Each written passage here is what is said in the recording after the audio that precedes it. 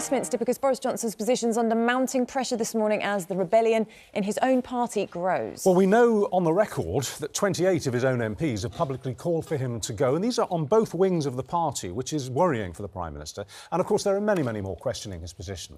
And that raises the very real prospect of a confidence vote probably being announced after the weekend. Joining us now is the Deputy Prime Minister, Dominic Raab. I mean, all the smart money is on a confidence vote in the next week or so. What's your feeling about this? We'll ask you what you think the result might be, but do you feel that it's now sort of inevitable that we're going to have a confidence vote, that we'll get this 54 threshold? We may well have passed the 54 letters threshold already. What do you think, Deputy Prime Minister? No, I think it's very unlikely that that's happened, and that's because, of course, there have been significant issues and the political distraction around events in Westminster and Partygate in particular. But overwhelmingly, when I speak to colleagues from across the House of Commons in the Conservative Party, they want to see us getting focused on with the job, the £15 billion package of support on the cost of living, the crime-fighting agenda, dealing with the war in Ukraine, which is still filling the media and the reports that we've seen overnight. And there is a tendency to hear from the dissenting voices in the media, but what I'm telling you is the silent majority tell me is keep getting on with the job. Sorry to interrupt, it's not dissenting voices in the media, though. It's a dissenting voices within your own party. When voices from all corners of the party are speaking up and say they're not happy with the leadership, don't you have to have a vote to reassert confidence? Don't you have to have that to clear the air? Sorry, Charlotte, I think you've misrepresented what I was trying to say, not intentionally, but the point I'm making is that the media will always pick up on the dissenting voices amongst MPs, but the silent majority that talk to me want us focused on the job. Cost of living package, we've got £15 billion extra that's been pumped in to help people make ends meet. There's a tax cut coming on national insurance, £330 in July, the £400 cash grant in October to deal with energy bills. These are the kinds of bread and butter issues that I think most MPs talk to me about, on top of the crime-fighting agenda. I had G&B down to H&P Exeter looking at the Clinks prison, getting offenders into work with the skills, working in restaurants to get them, reducing reoffending to keep our streets safer. Overwhelmingly, MPs and above all our constituents and the public expect that is all getting the appropriate we did cover coverage. that. But when you've got the big beasts now, these aren't just backbenchers. When you've got someone like Lord Guide, you know, the ethics advisor to the Prime Minister, saying that if the Prime Minister doesn't get some clarity on this, he's going to resign. You get someone like Andrea Leadsom coming out yesterday and making her disapproval of the Prime Minister's position absolutely clear. You know, these, as I say, are big beasts now coming out of the undergrowth. Don't you think you're being a bit optimistic in saying that you don't think there's going to be a confidence vote? Because just about every observer and insider in Westminster is saying it is a question of when, not if, and the when being next week.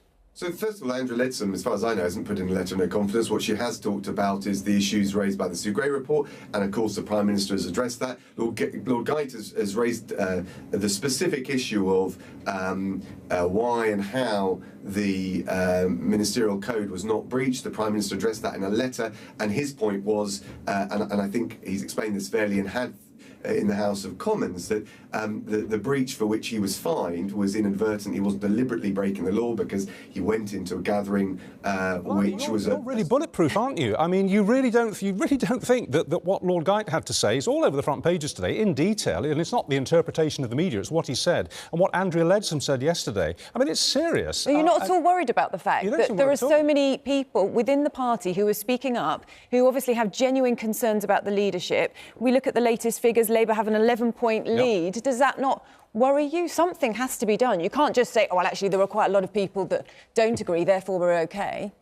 But that's not what I said, was it, Charlotte? First of all, I said that the silent majority who have not picked up the voices in the media, that are not picked up as voices in the media, say to me, and you asked me my opinion as Justice Secretary dealing with crime-fighting issues with Priti Patel, Home Secretary, they talk to me about all the things that we're doing to keep our streets safer. You know, in relation to Lord Gate, I'm not saying it's not a significant issue. I'm just explaining how the Prime Minister has addressed that. And you're Deputy Prime Minister, and you're a loyal Deputy Prime Minister. Minister, and of course we expect you to throw some heavy punches on your boss's behalf. That's your job, and nobody would expect you to answer these questions any differently. We're just trying to present you with an alternative reality. I mean, for example, in your own seat, you have a wafer-thin majority. I think it's less than 3,000, isn't it? About 2,700. Liberal Democrats breathing hard down your neck. With Labour 11 points ahead in the polls, there's a real possibility that in these heavily contested seats, such as yours, at the next election, you could be out of a job. So, Richard, first of all, you've referred to the latest poll. Actually, there was another poll of the last 24 hours which showed the gap narrowing. The difference between our ability to fight and win all across the country, in whichever battlegrounds we face, is getting on with the job of dealing with our constituents' priorities. Frankly, I think the more debate or indeed a leadership challenge is more Westminster talking to itself, not dealing with the issues our constituents. Let's say what the public is talking about, and what the public is saying. What the public is saying to you through opinion polls, Deputy Prime Minister, and the latest opinion poll on popularity of cabinet is that just 2 or 3 years ago, Boris Johnson was wildly popular. It's one of the reasons he became Tory leader, because he had the support and the liking of the people, and that's evaporated. He's now one of the least popular members of his own cabinet. It's gone. That unique selling point that he had, which was that he was very popular out on the streets, has gone. Aren't you worried about that? Because that was really what he had to offer. He was elected. So, first of all, the point I was making before you interrupted again was that actually, if we want to get on the front foot, we've got to deal with people's concerns in the real world, which is our constituents and the bread and butter issues they care about. And if we go into a leadership contest, that's another series of months on end of Westminster, I think for our constituents and for the public, it looks like Westminster talking to each other and Conservative MPs talking to each other, not talking to them. In terms of the, I think you're referring to the Conhome cabinet ranking polls, those go up and down notoriously. But look, this is midterm government. No doubt we've had the challenges. I'm not decrying or denying that. The question is how we make them better or worse.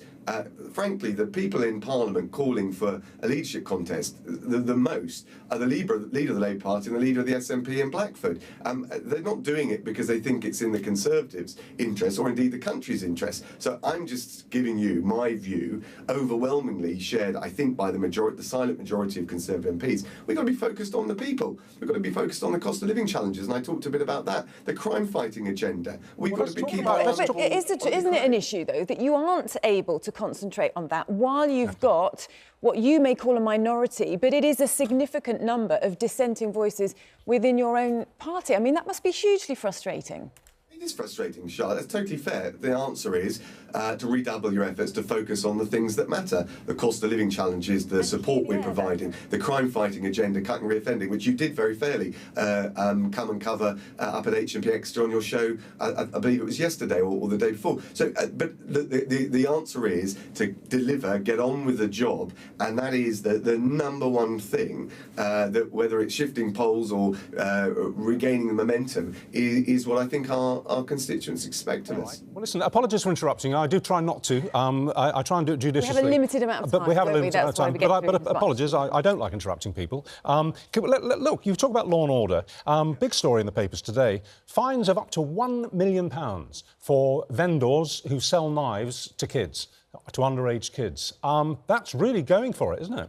Absolutely. The incidence of knife crime has actually come down on the latest statistics. And of course, there's a whole range of measures that we've taken on stop and search to strengthen those powers, opposed by Labour and the Lib Dems. There's a whole range of increase in sentencing powers in the police court's sentencing crime bill that, again, opposed by the opposition. But I think this is really important. I think it's absolutely right. The scourge of knives is something that we must have absolutely zero tolerance for. OK, and another topic, Grant Shapps calling for this crisis meeting ASAP with the airline bosses. I mean, you must have spoken to him. What's on his bucket list? What does he want them to say? Well, I think first of all, we know the travel sector has gone through challenges. We've gone through the pandemic. We provided £8 billion of support. There are issues that have been raised about making it easier to streamline the process for recruiting. We've addressed some of those, but there are others we want to look at it as well. But I think the Transport Secretary, I think, will quite fairly point out that he's been saying, in relation to this resurgence of demand in travel and in holidaying, which is good, it's a sign that we're through the pandemic, their confidence is returning. He's been talking to the sector for months now, saying get ready, make sure you've got the recruitment in place, make sure you as businesses have got the staff in place, and I think he wants to rattle the cage and point out that the support has been there, the advice has been there, and they need to take responsibility. We can't constantly have the situation as we come through the pandemic and we're dealing with the cost of living.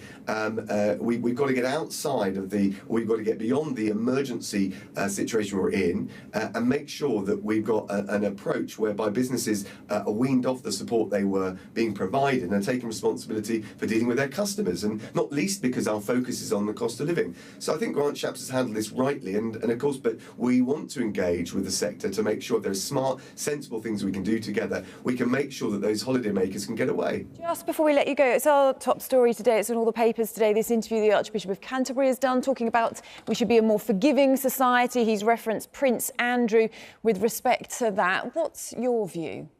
Well, I always want to be very careful because I think of the victims of the Epstein case and the legal proceedings ongoing. So I'm not going to comment on it, the case. But I thought you answered it, both you, Charlotte, and Richard, quite fairly, which is I actually quite like hearing Sir Justin Welby talk about spiritual matters in our society. We don't do that enough. I do think there's a bigger picture around forgiveness and being more sensitive, more listening, and more tolerant society, which we all can learn from. Politics has become such a coarse and debate, so much more divisive. But I think the problem is the illustration that is given is so sensitive and so raw for so many people. So I don't want to add to that. And in one sense, I like hearing our religious leaders, whether they're local religious leaders, and I talk to them a lot in my constituency, or national ones, talk about spiritual matters. I do think there's a place for that. I'm just not sure the example or the illustration, as you said, will ensure that we can have that debate in the right way. Well, I don't know if you're a betting man, but I've been asking ministers such as yourself for the last 6 weeks. I've been trying to place bets with them on whether or not the government would do a U-turn. Whether the government would do a U-turn on a windfall tax. And I bet that you would, and you did. And I'd love to make a bet with you now. I bet there is a vote of no confidence in the Prime Minister, whatever you say.